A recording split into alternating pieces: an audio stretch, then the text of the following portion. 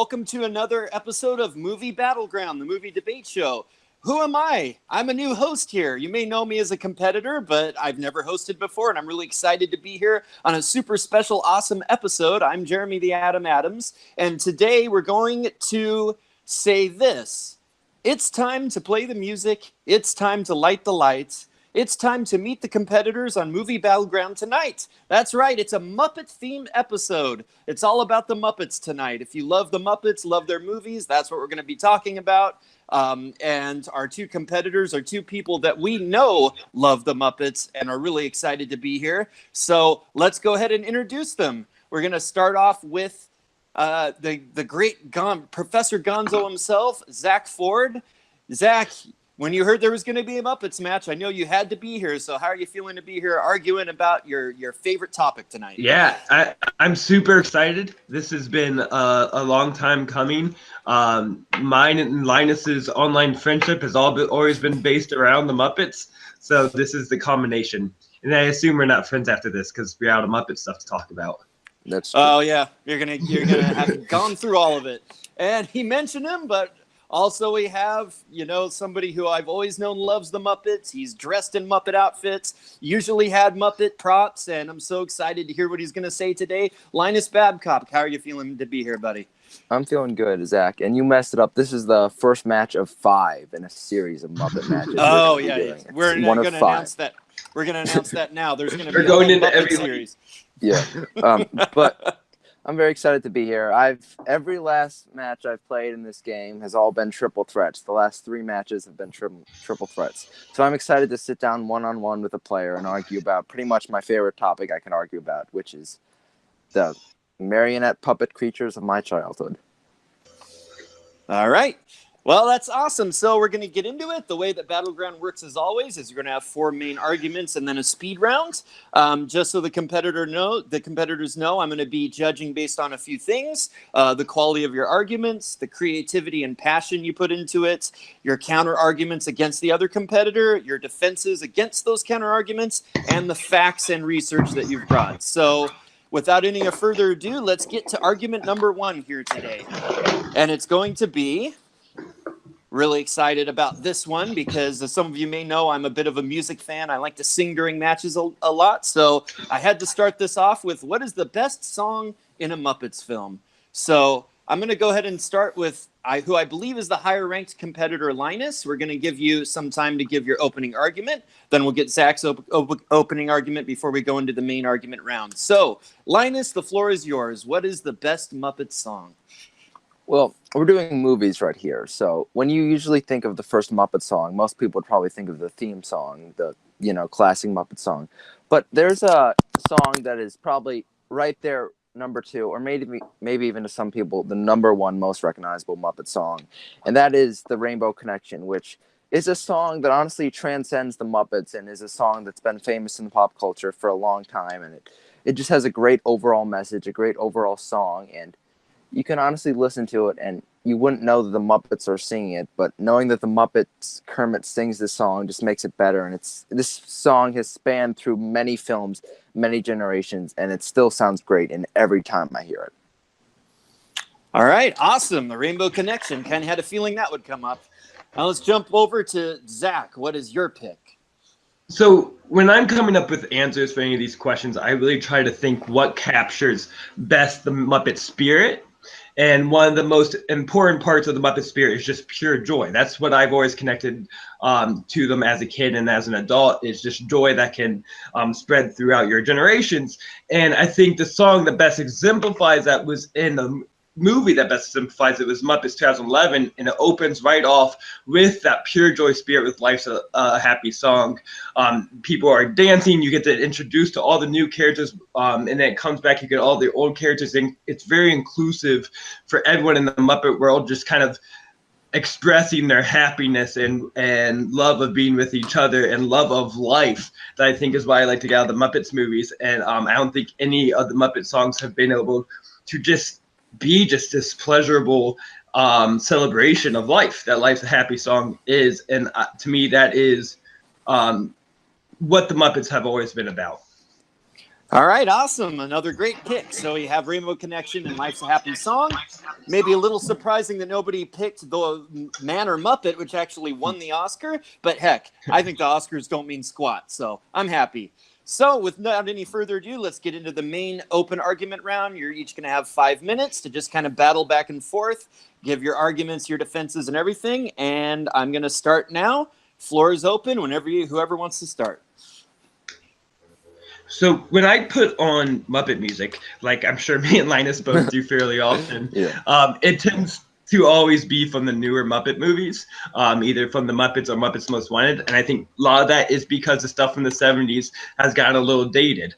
Rainbow Connection, a lot of the other songs are there's a little more melancholy to them. Some of the Paul Williams stuff kind of just sits there a little bit. It's a little boring. It's a little cheesier, and just doesn't stick up to what modern times like Life a Happy Song, which still has this kind of classical Broadway feel to it, but still something I think kids of this generation can attach to and adults love. And I think it just reaches generations more than Life's a Happy Song, which is cheesy and 70s-ish.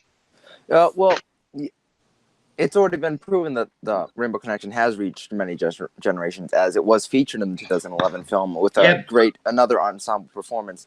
But my main thing against probably Life is a Happy Song is that I think the song works perfectly as an opening number to the film, but that's not a song that I'm going to revisit much outside of watching the film per se. Whereas Rainbow Connection, I could literally put it on with my favorite other songs that See, I'm the other way. Classic rock artist. Where Life is a Happy Song, it's a funny song, but it's not something I'm going to go back and listen to because you said it yourself. It's silly. Where Rainbow Connection has the melody, it has the emotion to it. It's a feel good song. It has a great message to it. Where Life's a Happy Song, it's basically just saying everything's good, but in reality, not everything was good for them, honestly, and it was shown later. But it has a great theme. It shows happiness and joy. But I think Rainbow Connection, it sets the tune of pretty much the whole Muppet universe. When Kermit first sings it on the swamp, it shows us the characters. It was a great introduction, and having our songs are both opening numbers. Rainbow Connection as an opening number introduced us.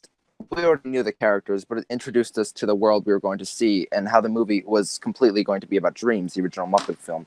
It introduces you just to Kermit. But it introduced the themes. And in your song, we're introduced to characters we don't even know at the time. So the original Muppets are And I think that's the important part of it. It broadens the idea of what makes you part of the Muppet world. You don't have to be one of these noble Muppets. This whole world of humans and Muppets connected are all part of this community and part of this world.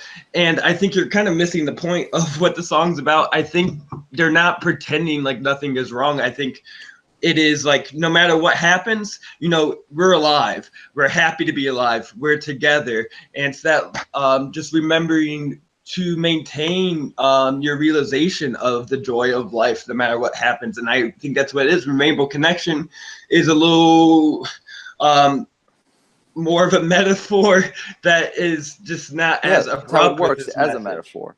And you see, even with Amy Adams' character, even with Amy Adams' character during that same sequence, she's not really having that Life of a Happy Song. She wants Jason Segel's character of Gary to move on from this Life as a Happy Song world that he's in. And to be honest, I don't think Life's a Happy Song is the best film of the 2011 film. I think Pictures in My Head, which we're going to get into later in another question, is the best film. I just feel like we're missing the point of what a Muppet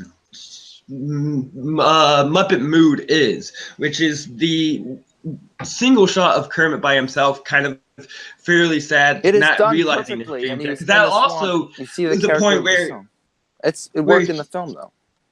Because he's by himself. But the whole point of the film is him meeting other people and joining together and find a dream and creating friendships. That's the movie. That's not the song.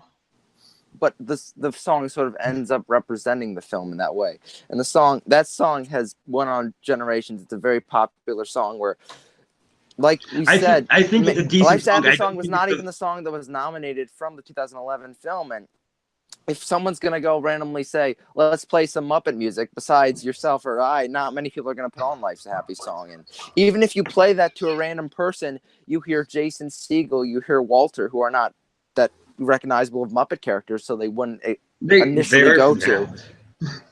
they would But there's initially go multiple to, oh, versions that's a Muppet anyways. song. It goes back we're talking about the song A Girl, not it's just beginning use. It's used in the end of the film with all the Muppets too.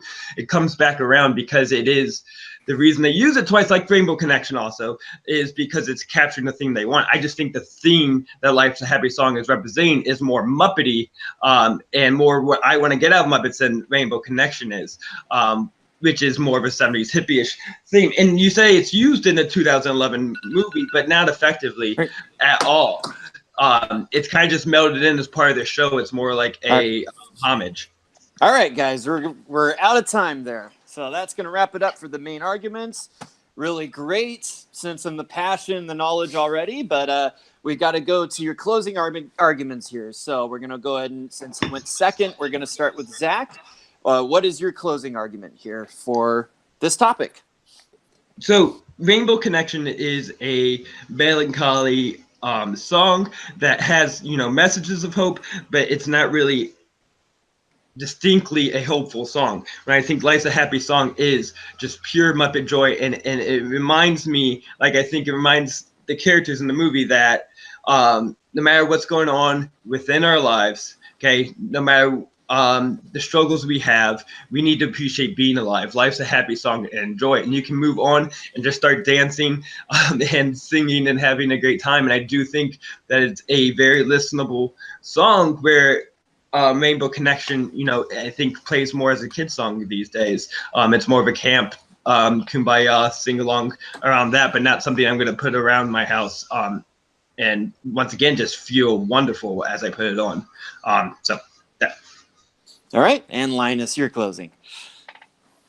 I would disagree. I would say Rainbow Connection is much more a song that can be played in many different scenarios. I've heard Rainbow Connection played before at weddings. That it describes the theme of hope and following your dreams, which I think is a theme shown much throughout the Muppet films, through the original Muppet movie, through Muppets 2011, where it's Walter following his dream and joining and living his dream, and that's the theme that's shown in many of the Muppet films. It's dreams, and it's like, don't give up on your dreams, because there's always a connection, a rainbow connection that's going to be there for us in the end, that will connect us, that brings people together. The dreams are the thing that brings them together.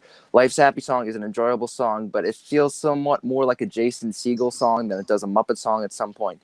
And the theme of happiness is good, but it's not something I'm going to come back and listen to, where, like I said, Rainbow Connection is something I hear all the time. I've heard it at weddings before. All right. Well, that's going to wrap up argument number one. Obviously, you guys know your stuff, so I don't have much to add in terms of facts. Just that I think one of you mentioned Paul Williams did the Rainbow Connection. Of course, it was Britt McKenzie who did all the wonderful songs for Muppets 2011, who did Life is a Happy Song. So, to my judging here, you both obviously did fantastic. It's just going to be an awesome match. I'm so excited already, just how much you love the Muppets. And I don't think I mentioned earlier, but I love the Muppets too. So this is just really awesome and fun. I was leaning one way for a lot of it, but about halfway through the argument round, I kind of got pulled back the other direction. Basically, Zach made some awesome points about how the Rainbow Connection's kind of dated. It's kind of stuck in the 70s. Maybe it's a little melancholy, but Linus just fired back with so much there, talking about how Life's a Happy Song isn't even the best song in its movie. It's, talked a lot about the memorability of it, talked about how, I don't always put a lot of credence into Oscars, but it wasn't even the one that won the Oscar from that movie, which isn't something Zach really addressed. And just talking about how it's, Rainbow Connection is the Kermit song. It's a song that's been, famous so much longer. It's had so much resonance in culture, whereas Life's a Happy Song isn't, the main Muppets characters, and maybe could even be like a Jason Segel song. So I'm definitely going with Linus on the first point, though. I think both of you had awesome arguments, and I'm really excited to see how the rest of the match goes. All right. Game so far. All right. Jumping to argument number 2. Now, this is the one that I kind of got a little creative on, and I'm really excited. And this is going to be more of a pitch argument, where you're actually going to pitch your argument as if you're pitching an actual movie. So it is We've seen in the past that there have been several literary adaptations, Muppet movies, such as A Muppet Christmas Carol, Muppets Treasure Island, The Muppets Wizard of Oz on TV. So I thought, well, they've done a couple new Muppets movies, but they haven't done one of these in a while. So if they were going to do a literary adaptation starring the Muppets, what should they do? So I asked each of you that question. Each of you came up with pitches. So I'm going to start off with Zack here. Pitch me what the next literary adaptation movie starring the Muppets should be. So, kind of learning from Muppet Christmas Carol and Muppet Treasure Island, I'm taking what made specifically Muppet Christmas Carol so successful, and it's taking a very known material and something that is resonant with all ages, something that is appropriate for all ages. But something that still has some thematic and emotional depth to it as well, that the Muppets can kind of put their own spin. So what I went with is an anthology film of short stories of Muppets interpreting some of the Poe short stories. Now, Poe can be dark and very twisted, but they can hand pull some of the ones that the Muppets can find their own spin without like actually murdering the man in Telltale Heart. They can do the Telltale Heart and do a lot of that tension and just maybe spin it to having it be like a stuffed animal that he like tears apart the heart of someone else and feels bad. But I feel like they can still get into these Poe-esque themes of, you know, suspense and dealing with kind of your own inner demons and temptation and some of the long lost loves and grief that a lot of these characters have to go through. And like the Raven, which another point is something I learned from Muppet Christmas Carol is that it is proven fertile ground. Christmas Carol has been done 5,000 different ways in different parodies that shows that anyone can find their spin and make it appropriate. Poe is proven fertile ground. There's been so many different versions of the Raven and Telltale Heart and homages and different things and kid-appropriate things that makes it I feel like proven that they can do this effectively. And whether thinking that it's not kid appropriate, it is, because I teach it in 7th grade along with Christmas Carol every year. It's something that kids are very interested in, and I think will bring in audiences because kids actually truly do still love Poe and the kind of thematic darkness that he represents. Awesome. All right. Edgar Allan Poe anthology film starring the Muppets. I like it. But I think Linus might have something equally ingenious. So, Linus, what are you pitching here today? I had a little trouble coming up with this, but something came to mind because if you don't know, I'm young. I just graduated my 11th grade English, 11th Congrats. grade. So, Congrats.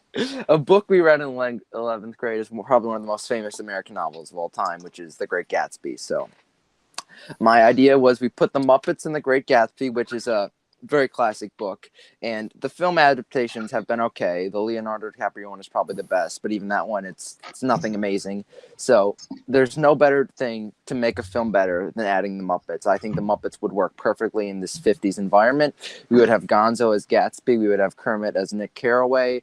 Miss Piggy would be taking the role of Jordan Baker. We would have Camellia taking the role of Daisy, and we would have Fozzie as the role of Nick Buchanan, and we would have our classic Muppets in these classic characters from the 50s. And I think seeing Muppets in the 50s, the party-like atmosphere of Gatsby's and just everything that the Muppets could add to this environment, and just making the Muppets would make it a little more silly, a little more lighthearted, and it would still show the theme well through the films with Muppets. And I just think it would be such a cool film to seeing the Muppets in the 50s with the Great Gatsby, the Great Gonzo. All right.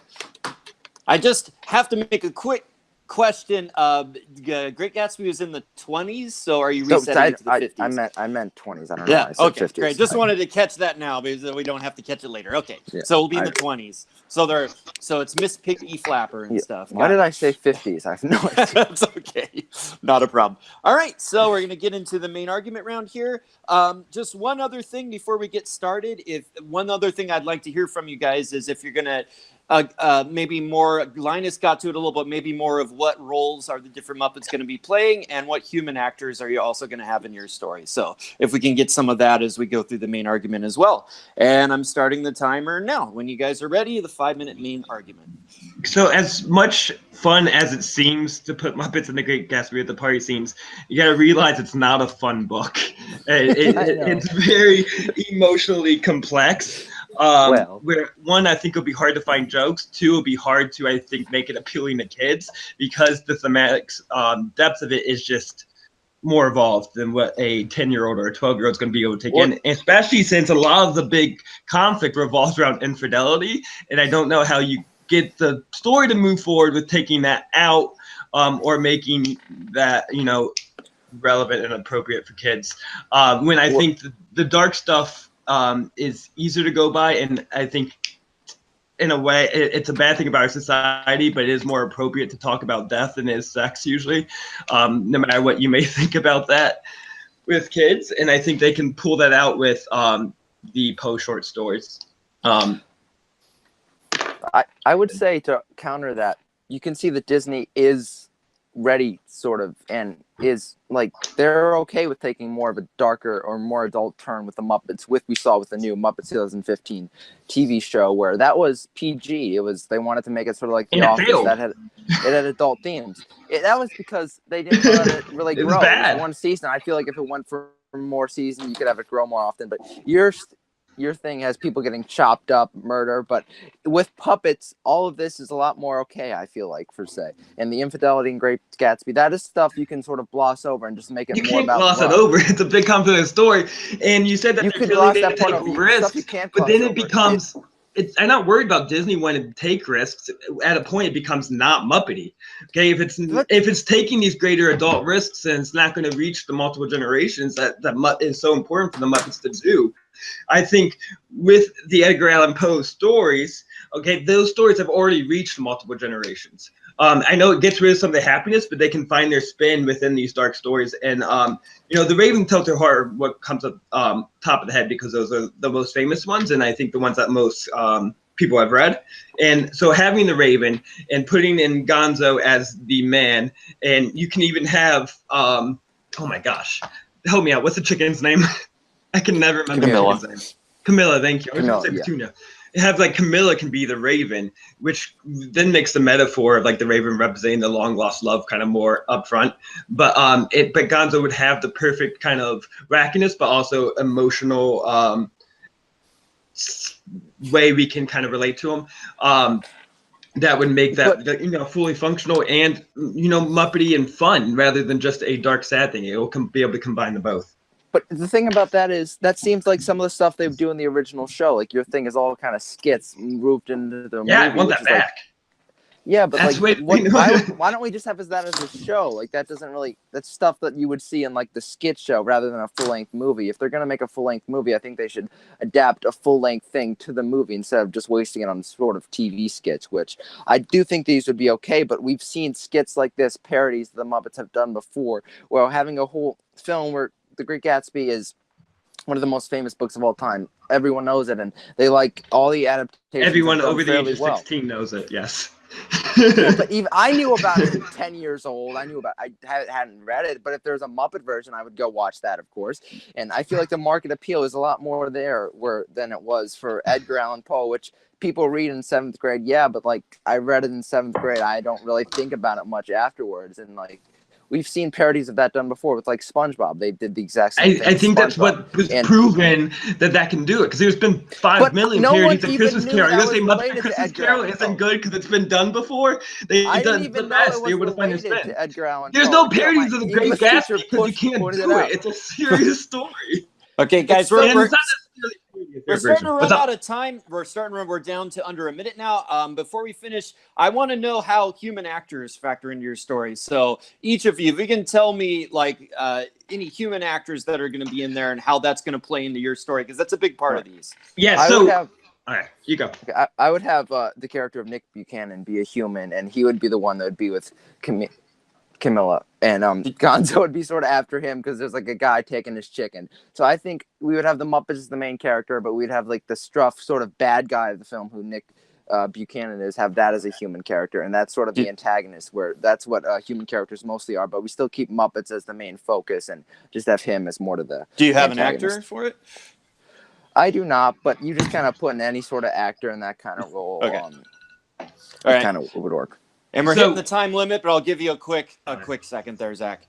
Yeah, so I already casted the Raven, but for Telltale Heart, at the end of the story, in comes the detectives, and that's when the murder who, let's say it's Fozzie, because I just want to see Fozzie as someone going crazy over an eyeball and hiding his murder away. But it comes in, the detectives are kind of incompetent in a way. They're not fully aware at all, although the murderer thinks they are, and they kind of just like sit and talk and have dinner. And I just want some goofballs in there to play these roles, and some of the best Muppet cameos can come back, and that would be Steve Martin and John Cleese, who both on the Muppets and great Muppet Caper were brilliant within the Muppet tone, and having them come in as these goofball detectives kind of unaware of the murder, I think will be brilliant.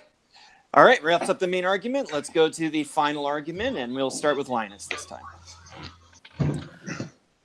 There are aspects of the Great Gatsby which is a little more dark and adult, but Disney is showing they're more able to do that. And Muppets was the show that it would kind of tackle those themes somewhat more so. And the worst Great Gatsby has ever been was PG-13, where your stories, I think, done well, they could be kind of gory and a lot more traumatizing. Whereas Gatsby, if you watch that as a child, you see the fun 50 dance movies, that's not going to really traumatize you, rather than you see Fozzie or you see Gonzo murder someone and shove him in a floorboard. That's going to be pretty traumatizing to the children who are watching the film. And like I said, the market appeal. Great Gatsby is one of the most famous books of all time. Everyone has at least heard of the story, and you see, oh, the Muppets are doing that. I'd love to see what their take on it and could be. And like, you could definitely find humor out of many aspects, poking fun of some aspects of the film, poking fun of all the T.J. Ecclesburg eyeball things. You could have silly Muppet stuff like that. All the themes, you could have the Muppets represented well. And you could just poke fun of the whole 1920s era with the Muppets in a fantastic way. And I can just imagine those huge party scenes with the Muppets. You have so many Muppets in those 50 gala parties, and I think it would just look fantastic in almost every way. All right, and your argument, Zach. Yeah, so we need to understand both of our stories are going to have to be saturated in some sense. What happens when you take away some of the aspects of Great Gatsby compared to taking some of the gorier aspects of Poe, you completely lose out on the complexity of the story. Great Gatsby is no longer the Great Gatsby, taking away the infidelity, taking away these kind of more adult emotions that the kids aren't going to relate to. When Poe, you can take out the murder and put something else in. Like I said, you can put the stuffed animal in Telltale Heart that he might have destroyed, because it's been done in shows before where it's like Simpsons ruined a diorama, and then we would hear the beating of the diorama. And you mentioned earlier that it seemed like something they would do in the TV show, and I agree, because that is something that seems fertile ground for the Muppets to do. Thanks for agreeing with that, and then it'll fit perfectly now. There's no show platform for it, so you can put it in half-hour segments, do 3 1/2-hour segments of these stories up on the big screen, and I think will work perfectly, because anthologies are enjoyable on the big screen. It's something that has been done and is effective. When once again, The Great Gatsby, has been done well on screen, but it never in a way that's going to be appropriate for the all Muppet age generations. And the parties, sound fun, but you take away the alcohol and it becomes a little less fun. Then you're just wondering why they're all going crazy. All right. So another great one. That was just as fun as I was hoping. A lot of creativity and ingenuity there. Some great arguments on both sides. Zach arguing for how the themes of the Poe stories would be well served with the Muppet characters and good messages for the kids. Going for an episodic movie with 3 stories, which is something that's been done in film. Haven't maybe seen it that much lately, but it used to be a real art, and there used to be a lot of Edgar Allan Poe movies. There were ones with Vincent Price. There were ones with Boris Karloff where they would do these episodic kind of stories. So that was really cool to see that. Linus had some great pitches there for The Great Gatsby, having it with Gonzo. I mean, it's kind of a no-brainer, The Great Gonzo. I got excited thinking about the party scenes. I got excited thinking about all these characters dressed up in 1920s. But where the argument came down to me was one of these I could just vision a little better in terms of what the movie would be, how the Muppet characters would play into it, how the human characters would be utilized. Whereas the other movie, I wasn't quite getting there in terms of visioning the movie overall and how it would play. And the one that just really sold me better was Zack with the Edgar Allan Poe. I just felt like I could see these characters acting out these stories and kids responding to it. Whereas the hurdle of the infidelity and the adult themes of The Great Gatsby, I just wasn't quite getting there. I needed a little more explanation on, well, what would, if it's not infidelity, if it's not a broken marriage, what's the movie really about? I wasn't quite getting sold on that. So this time we're going to give the point to Zack. And halfway through the main round, we're tied. So two Muppet lovers that are just neck and neck, as I suspected. All right, guys. So your third question here today is going to be, so you can't have a great movie without a great hero, and you also can't have a great movie without a great villain. And I think we've had some awesome villains in all of the Muppet movies, both human and Muppet. So I asked you guys, who's the best villain in a Muppets film? And you gave me two awesome choices. So we're going to go ahead and start with Linus on his pick here. Linus, who is the best Muppet in a Muppets? The best villain in a Muppets film?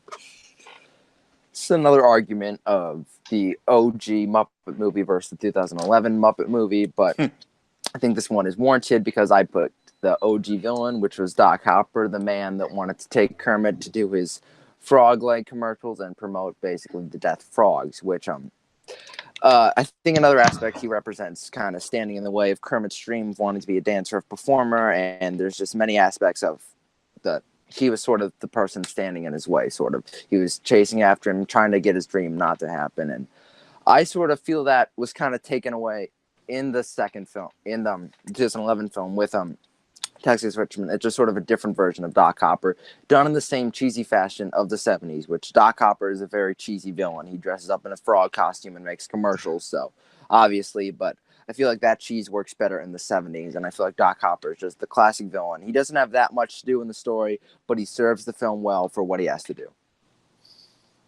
Okay. And Zack, who did you pick? I think we might have been hinting at it. Yeah, so I picked Tex Richmond from 2011, The Muppets.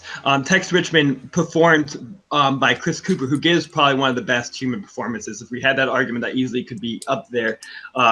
Chris Cooper, because he perfectly balances out the menace of being a villain while also having the ability to give some great jokes and kind of be in that spirit, be a human version of a Muppet, which is what we kind of want from our human Muppet or human performances. But his motivation is also heartbreaking to us Muppet fans. He wants to tear down the original studio, the original theater, and that kind of is like tearing down our dreams. So just his whole act that he wants to commit, it has so much more heartbreaking emotion to it than any of the other villains had. It was always a little more cartoony.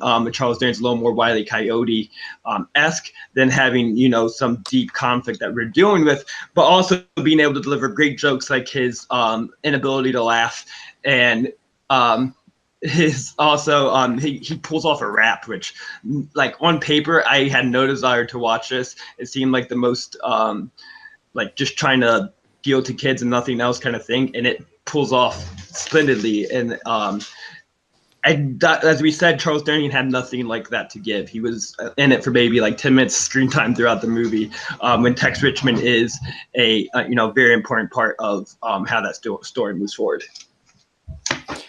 All right. Good opening arguments, two excellent picks. Kind of maybe no-brainers, although a lot of people probably disagree with me. My personal favorite is Constantine, but I'm probably wrong. I like that. But that's neither here nor there. So let's get into the main argument here, starting now. Have at it, guys. So as I said, that, and you kind of pointed out that a lot of the villains tend to be cartoony and cheesy, and 70s-ish, and Tex Richmond has some of that, but I said there's so much more emotional depth. When Doc Hopper has nothing more than that to offer. He is really just kind of a gag to chase Kermit around to add some kind of conflict, but it's That's really all not the film really important to the story. needs. That's Though. not their He whole serves mission. the film well. Like that's all the film needs. He serves his role well. It's not like I was watching the film and I'm like, I need more of Doc Hopper. I think the role he plays is perfect for the role, and like too much screen time could have ruined the villain more so. And he does his role perfectly. He's the antagonist. He's looming in the back. You always know the threat is there, and I think that works well for the villain of a Muppet movie because it's the Muppets. You don't want to see them that over well challenged. You want to see the Muppets succeed always. With Tex Richmond, there's a moment you think he's winning. You kind of see a lot of him, and like he is not. And it's great. You said it served the film well, and that's just not enough. So just being like a decent part of the film is not what makes the most memorable villains. Okay, if we have like Scar and Darth Vader just being serviceable for their role, then we're not going to remember them. But they were more memorable because there was the emotional complexity behind their motivations and their purpose, and they really felt like a threat. When Doc Hopper never really felt like a threat, but Tex Richmond, because he just had such hate for the Muppets, since he was a little kid, it has more motivation in a Muppety way. I know it sounds silly, but it to us fans and to that Muppet community, it's like severe stakes that they're trying to take away everything there was. When this is, you never really feel that there was heavy stakes. He was trying to capture Kermit to eat him, which, you know, frog leg restaurant, I kind of want that to happen, but but it was, you knew it was never going to happen. It was just a gag to move him along because it wasn't important part of the story. The story of the Muppet movie is just seeing them join up and travel across the country. You can take out Doc Hopper and the story's the same. It doesn't actually propel any of the plot. But the thing about Tex Richmond, it's so much of a parody sometimes. Like he feels like it's the easiest villain on paper. Where Doc Hopper, he wants to make frog leg, which that's nothing you've seen before. You can't say, oh, it's another villain trying to make frog leg restaurants. Like it's nothing you've seen before. At least it's something unique, and it took the story in a different aspect. But Texas Richmond is such kind of a basic villain that they probably come up with that in 2 minutes. Oh, he wants to make he wants to drill oil where the factory. They came up with Doc Hopper in 2 minutes because all he says is he wants to catch frog legs. That's it. That's his whole purpose. Someone trying to come back and nothing else. Kermit wants to go live a dream, and he's someone holding him back. He's someone taking him back and saying, like, frogs cannot do this. Where Tex Richmond is just like, I want money. That's all he kind of is. Where Doc Hopper is more like, you belong. You're a frog. You belong here. You do not belong on stage. That's a lot more the theme that he represents. Where Texas Richmond is representing a lot more of the theme, where it's like, you're has-beens, which I think you can honestly have any character do that, where Doc Hopper, it's like, you belong in this certain area, you can't be on stage, is sort of what he's trying to present. And Kermit, he combats that perfectly, where he says, I've actually made friends here. In that end scene when Kermit confronts him, where he's wearing the cowboy boots, and he said, where are your friends, Doc? And you actually see that he's sort of a lonely man, and you see the development behind him, even though he's barely in the film. In that one moment that Kermit says, where are your friends, Doc? You can see that his motivations, and he's just trying to hold people back, but it works in the film well, and it services well, and you don't want too much of a villain in that film, and I think that's a perfect villain that the film could have had. All right, guys, we're down to 1 minute warning. Last thing I'd like to hear from you is great villains always have sidekicks, so I want to hear about how this villain's sidekicks, how they relate to their sidekicks, and how that relationship makes them a better villain too. Thanks for completely helping me out with that question, Jeremy. Uncle Deadly, they abandon Texas Deadly. Richmond. They abandon him. They foil his plot, so they don't help him at all. Those are not great. That doesn't make him a bad villain. They're by his side, and Bobo the Bear and at one point says, like, are we the bad guys? Like, are we doing the wrong thing? When they are coming to the conclusion that, maybe their whole, motivations aren't as sincere, and they're on the wrong side. And I think that's what adds to the greatness and the complexity of this villain and their relationship, is they kind of were just doing whatever they're told, but they were able to come full circle, to have full character arcs, which no one in the Doc Hopper circle has full character arcs. When you all don't need them to, though. And we already know the characters. We already know Bobo. We already know but it helps you. You don't need it, but it makes a full story. In that circumstance. So they're not new characters. We already know who they were. All right, that's going to be time there. All right. a great round, great passionate there as always. Really exciting stuff. So for the final argument, I'm going to start with Zach on this one. Your final argument on why Tex Richmond's the best villain. Yeah, saying that you don't need a main villain to have a full arc or a lot of time is not a argument at all, because you don't need anything really, but you can have it and then it makes it better. You don't need it, but it makes it better having a full story and characters you care about. And even Tex Richmond, you kind of care about his whole arc of not being able to laugh, and that kind of creating this hate for the Muppets. There is the motivation of getting your oil and getting the money, but the real thing is he just wants to destroy the whole Muppet legacy, and that stake seems real heavy. And you watch the world around him, kind of the characters Bobo and Dudley, kind of questioning him throughout, and that creates this conflict as a more important part of the story and a more important part of the emotional arc of the story than when the Doc Hopper is just a gag to kind of add some chaos to them traveling, but it has no actual play into what the story's about or to where the characters are going. That's a hero story, when this one is a true hero trying to defend themselves against a villain. It's and once again, Chris Cooper just delivering that tonal perfection of being able to balance, the menace with, the goofiness as well. You can laugh at his jokes without ever not believing that he was someone that was a full threat and to these Muppets. All right, and Linus, your argument. I would disagree that it's not really Tex Richmond, but it's more like failing businesses, and that would be more the theme. Even if Tex Richmond wasn't there, Muppets were sort of outdated at that time, and you didn't really need that parody of a villain to portray that. With Doc Hopper, he's not in the film that much, but his shadow represents so much, and there's the fear with Kermit the Frog that he wants to go on, and he wants to become this star, but this guy's kind of holding him back. He's trying to force him to be something that he doesn't want to be, even though that's like kind of what you think he should be. It's sort of like defying what you're supposed to be, and it's being something different, and that is the theme Doc Hopper represents. And you don't know him very well, but there's that one line when Kermit says, "Where are your friends, Doc?" And you see that he is also as lonely as Kermit, and him and Kermit were not that different from the very beginning of the film. They were at this some way, but Kermit found friend. He found a way to do this. He found a way to combat him because of that. And you don't see much of Doc Hopper, but the thing is, you do not need to see him. You just see what he is represented at the end, and the representation that the film needs is done well. Tex Richmond is a good performance by Chris Cooper, but some of the stuff, like his laugh, it just seems like a bad, cheesy character. And I think, besides as hardcore Muppet fans, if we see that villain, we just think he's a parody, and it doesn't really do much to the story rather than just the angry businessman. And it's a decent performance for a villain, but it's sort of a parody of what villains could be, and it doesn't really have much complexity, where if you look at Doc Hopper, it sort of is like a different image of what Kermit could have been, and he's trying to hold him back throughout the film.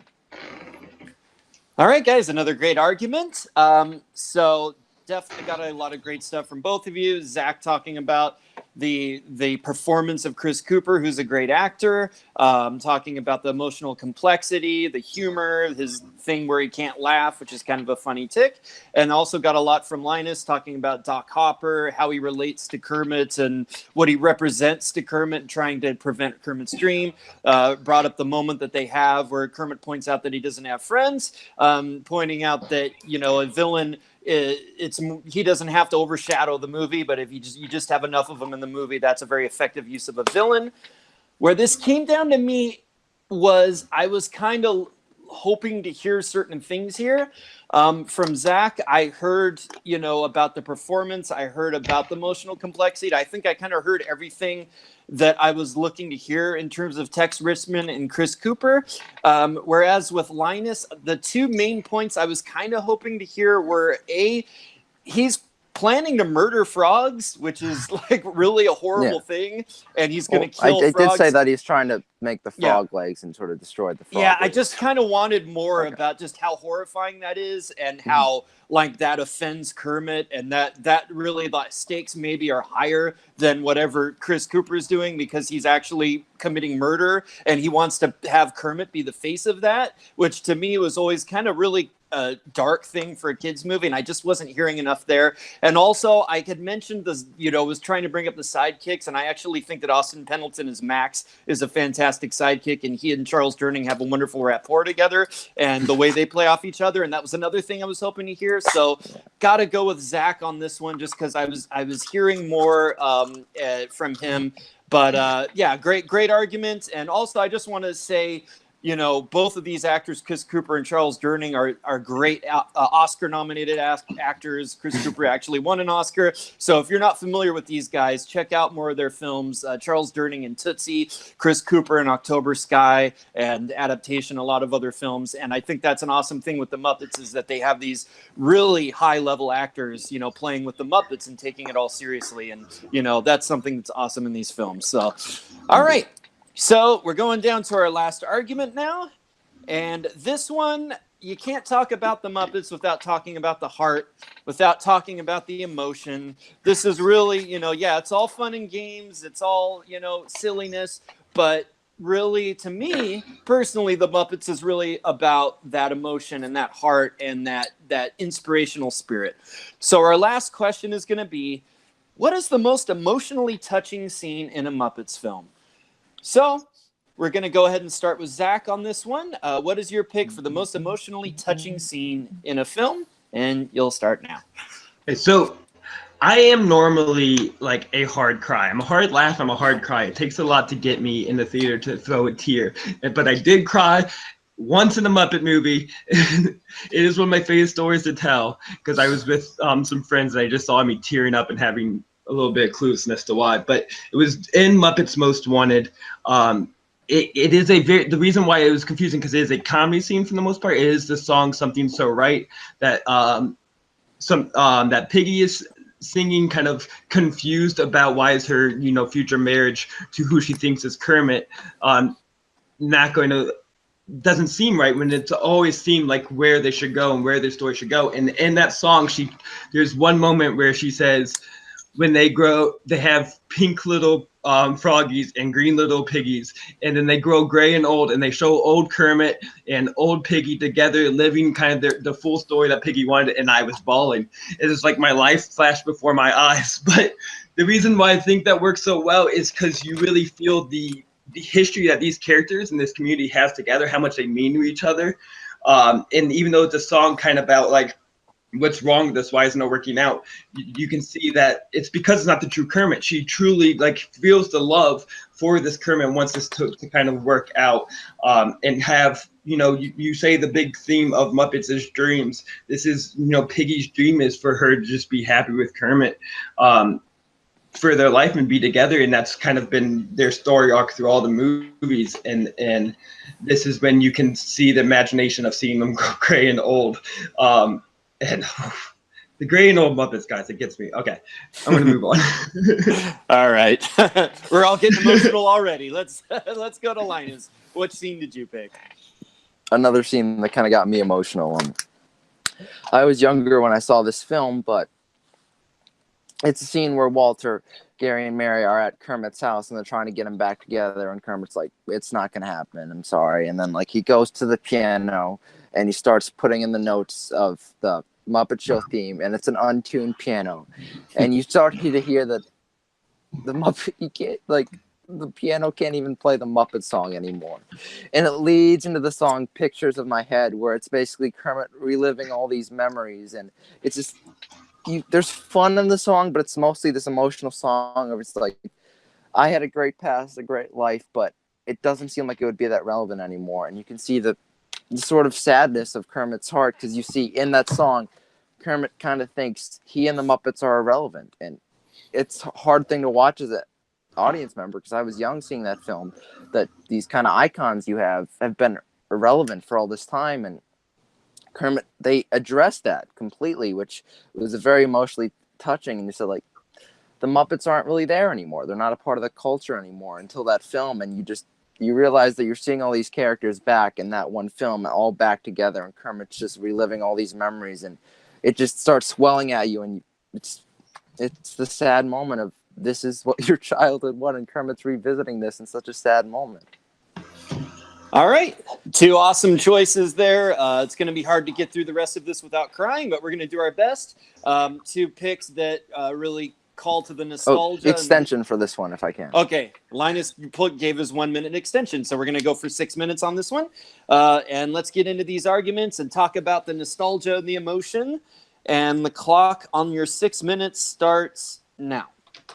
You failed to mention the part halfway through the song where Celine Dion comes in and the Electric Mayhem comes in. That's and the great. Song becomes a complete joke. Because the song, I'm taking it seriously in the beginning, and you're kind of feeling like, oh, this is happy. You feel this, and you kind of feel good for them. Then all of a sudden, it becomes this giant joke. The Electric Mayhem starts singing, and Celine Dion comes out of nowhere, and all seriousness that I was taking out of the song is kind of lost because I'm like, they got Celine Dion. This is hilarious. Where it's not really emotional to me anymore. Yes, you want Miss Piggy and Kermit to be happy together, but we've seen aspects of that dream before, and I don't think that's even the best representation of that. I feel like more so in the 2011 film, when you see her looking at the pictures and sort of feeling abandoned, that's a better representation of the life she wants to have with Kermit, more the song, which it's a good song, but it doesn't seem like they take it very seriously in the film.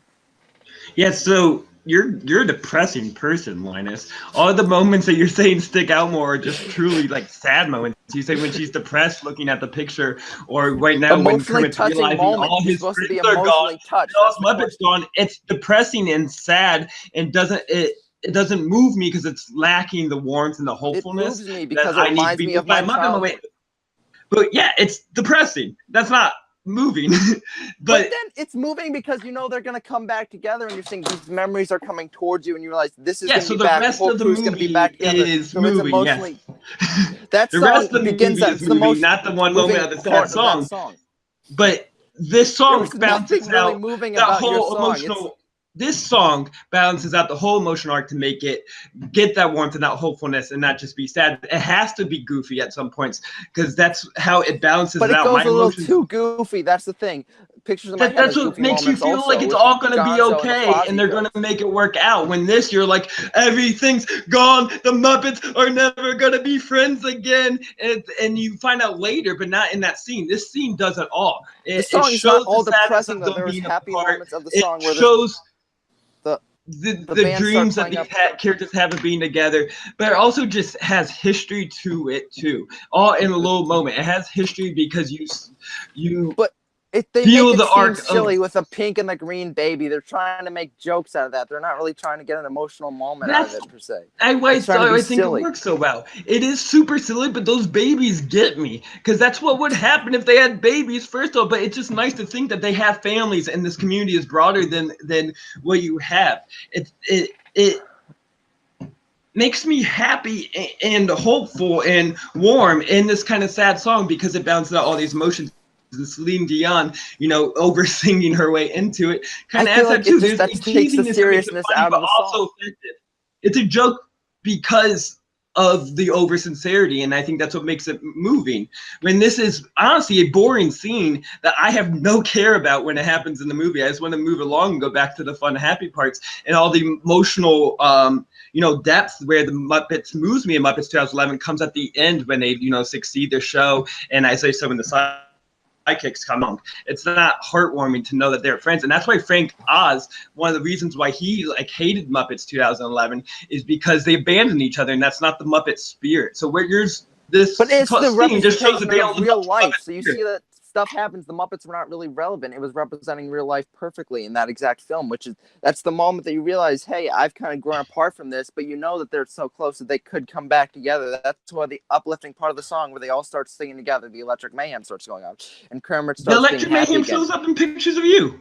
Yes, but I know. That's what I'm saying. It's done well. It's not as a joke. It's like, oh, I remember all these guys together. It's my memories coming together where it's like, hey, I'm going to sing this serious song about how love doesn't feel right. And then this rock band is going to come in. Because you want that they're trying to make that seem so serious too, but then they serious Muppet way. They come out Muppets is not going to be completely serious, but it does that emotionally touching and heartwarming way from the Muppets could do, the best way the Muppets could do. Muppets are not going to do some completely sad thing, but this is uplifting. It's not emotional at all. It is uplifting at the end when they're all singing together. At the end of the movie. it drives Kermit to want to go bring them back together. It is completely uplifting. After the end of the song, Kermit's like, "Yeah, let's go find them together." It drives Kermit to do that.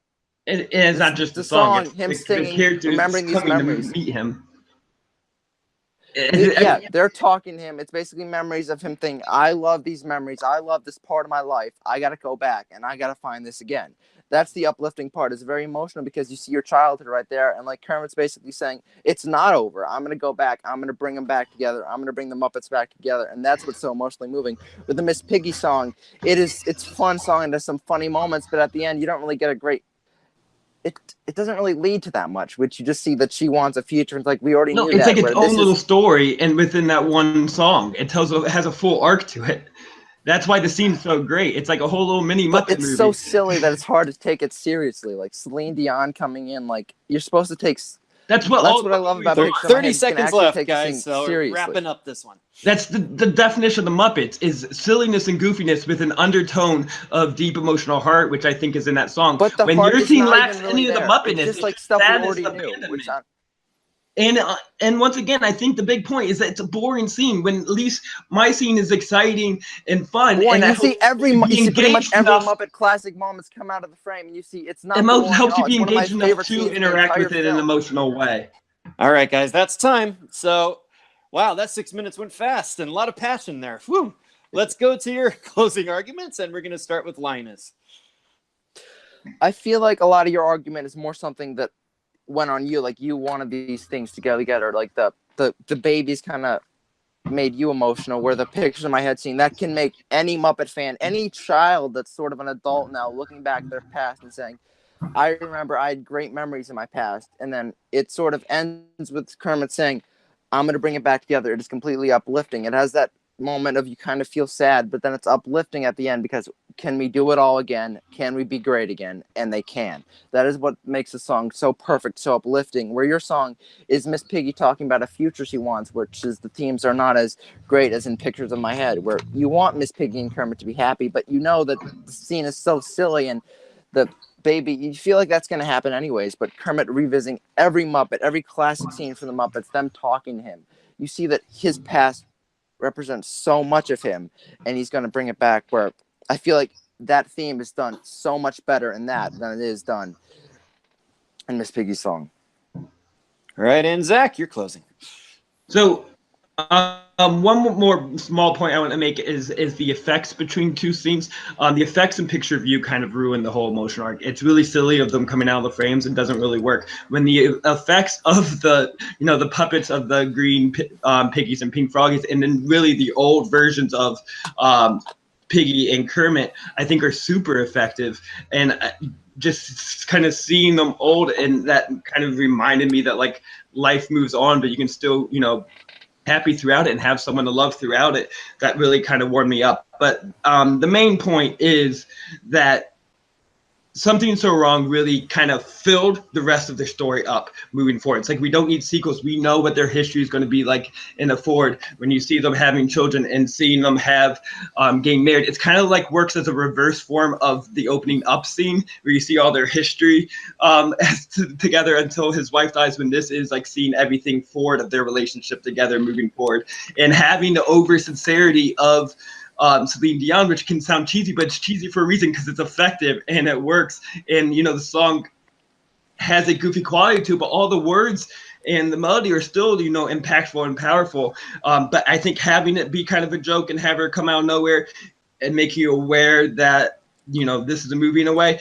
kind of keeps you engaged and keeps your mind willing to go through these different emotions, and also kind of puts the impact of the hopefulness and joy back into it. That kind of helps my whole emotional arc that I'm going through during the scene.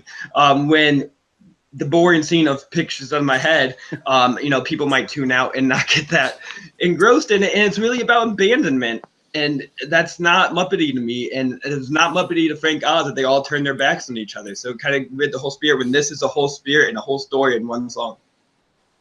And all right, guys, fantastic arguments on both sides there. I think this was the real coup de grace here. I'm very torn. I feel like it was really close. Just kind of processing my thoughts. I think Zach had a lot of awesome points about how just the image of Piggy and Kermit as older people is really touching and emotional. He had a lot of good counter arguments about how this is true to the Muppet spirit. It's both fun and uplifting at the same time that it's bittersweet. He said that Linus's pick really kind of maybe betrays the Muppet spirit a little by being they've abandoned each other. It's depressing. Frank Oz didn't like it. But on the other side, we have Linus talking us through the scene, talking about how the wonderful moment with the out of tune piano, looking through the pictures, how yes, they've grown apart, they've become not relevant, but at the same time, we kind of see them come out of the pictures and come back together during the scene. So really convincing on both sides. It's really hard for me to say, and I was just kind of thinking in my head, like, what is the one thing that's going to push me over here?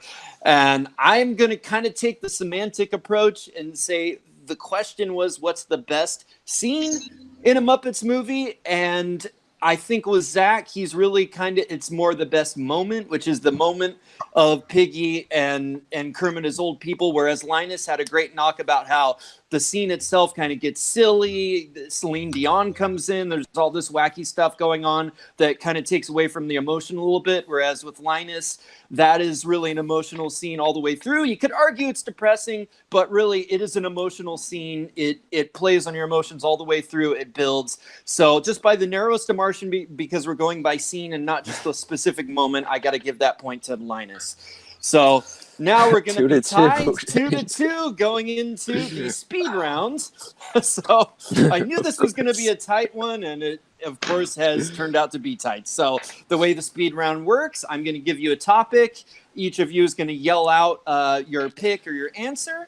Whoever answers first gets to go first. You'll get 30 seconds to make your argument. The other person will get 30 seconds, and then you'll each get 15 seconds for a rebuttal after that. So let's get to our first speed round topic. This is a secret to both players, so this is going to be exciting. I considered making this a main round topic, but I decided to go ahead and keep it for the speed round. It had to be in there somewhere.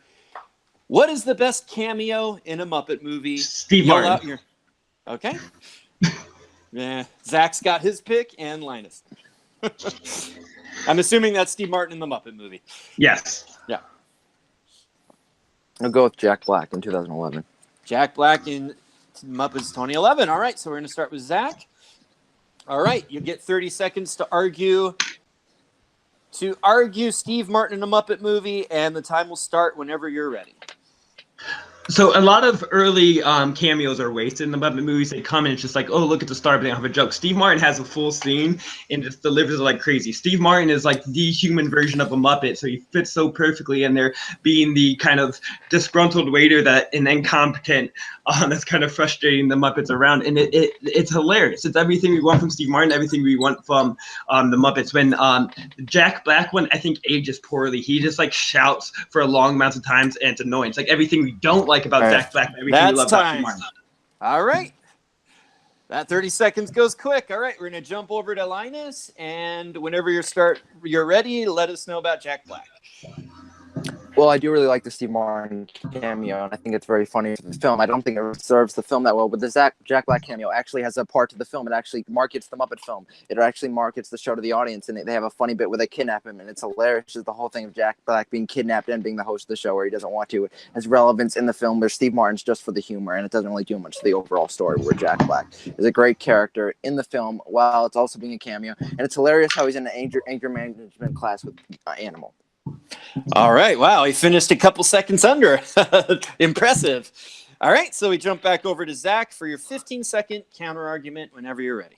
Yeah. So the good part about the Jack Black thing is the kidnapping him and stuff, but it's not actually the character and the jokes that he portrays. It could be anybody. It's just the kidnapping of a celebrity is hilarious. It doesn't matter the celebrity. But Steve Martin is doing his thing. No one else could do what Steve Martin's doing as a waiter and bring that to great hilarity. All right. Few seconds over there. I'll give a few extra seconds to Linus. So Linus, whenever you're ready, go ahead and start with your counter argument. Jack Black is obviously the only person who works in the scene with the anger management, with this stuff he does on the bit, with the stage, with the whole shaving thing. He's like, no, help me. And it's hilarious to see Jack Black is the one actor that could do that. Steve Martin, it's a hilarious scene, but he doesn't really do much to serve the overall film. Rather than, hey, look, it's Steve Martin. Jack Black serves the film well. It's a great cameo, and it's a great use of the character and the actor of Jack Black. All right. So those are two awesome picks, kind of no-brainers. The speed round is proving to be extra tough for me. Obviously, Zach had some great points about Steve Martin. He's, a comedic genius. Only Steve Martin could have played that waiter. Linus was able to get into more details about how Jack Black kind of serves the movie, how he actually plays into the movie. Zach had a great knock about how, well, that's more of the writing and more of the construction of the film, not so much Jack Black's performance himself, whereas, you could only have Steve Martin, but Linus did come back with, no, the anger management, the way that he's used, what it means to the movie, it still kind of, wins a little over Steve Martin, where that's just kind of a bit, it's just kind of a shtick that doesn't serve the overall movie as much. So by the narrowest margin, even though it hurts me because I love Steve Martin, I'm going to go with Linus on this one. I just heard a little more from him on that. So that puts us up 3-2 in Linus's favor.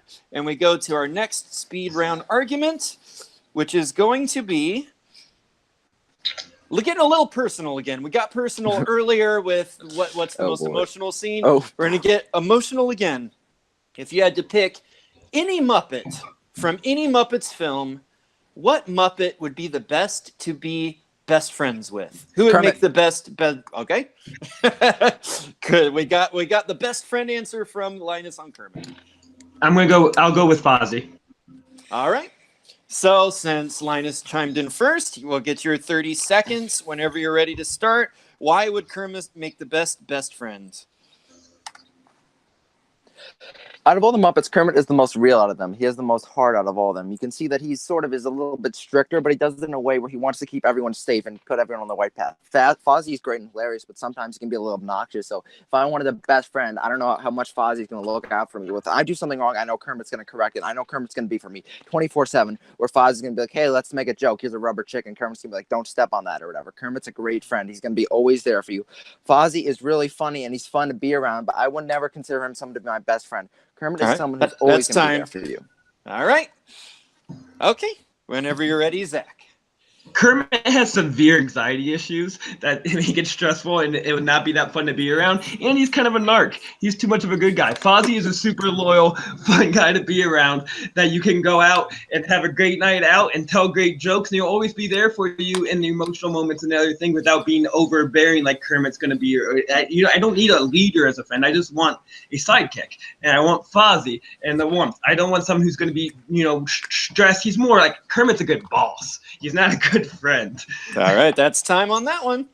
So we'll jump over to Linus whenever you're ready for your 15-minute counter argument. It's 15 seconds, not minutes. Man, we've been here too long already. Seconds. There's one scene in the Muppet 2011 film where Kermit and Fozzie are in the studio, and Fozzie's asking Kermit for advice because, Kermit's always going to be there for him. He's going to protect him. He said, is it going to rain? And Kermit's like, it's going to be okay anyways. I also have anxiety, so Kermit and I would be buddies like that. We would relate about that and be like, hey, it's okay. We're friends. And this is personal. He said, what would be your best friend personally? Kermit would be my best friend. All right. Okay. And Zach. I just imagine going out to do simple things and Kermit just constantly being upset that we're not doing the right thing and doing wrong. When Fozzie's going to go along and have fun and be in the beach and not worry about how safe the water is. Like Kermit, Mike. And Fozzie, it has, Kermit's going to do his own thing and be in charge. And he has his own separate life. And Fozzie's always, just looking for friends and company. And that's what I want. I want someone who wants me. Okay, that's going to be time there. Whew, another tough one there, guys.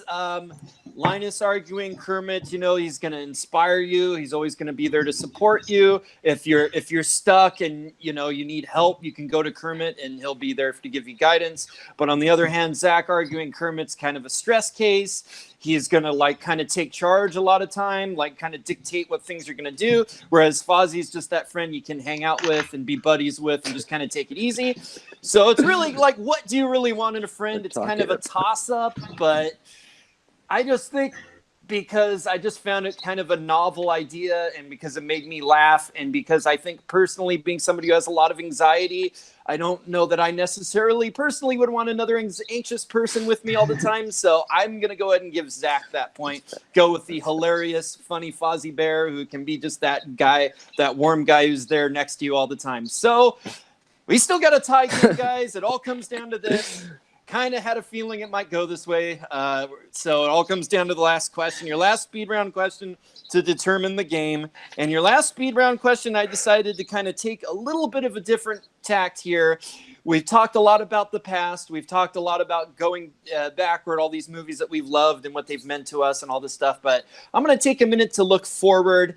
And kind of a contentious issue right now is that we have this movie coming up soon called The Happy Time Murders. It's directed by Brian Henson. It has Muppet-type characters in it, but there's controversy a little bit since this isn't the first time we've had a really R-rated Muppet movie with R-rated characters. So the question is The Happy Time Murders going to be a good thing for Muppets fan, or is this a betrayal of the Muppets, and is this something you're not looking forward to? So it's a good thing.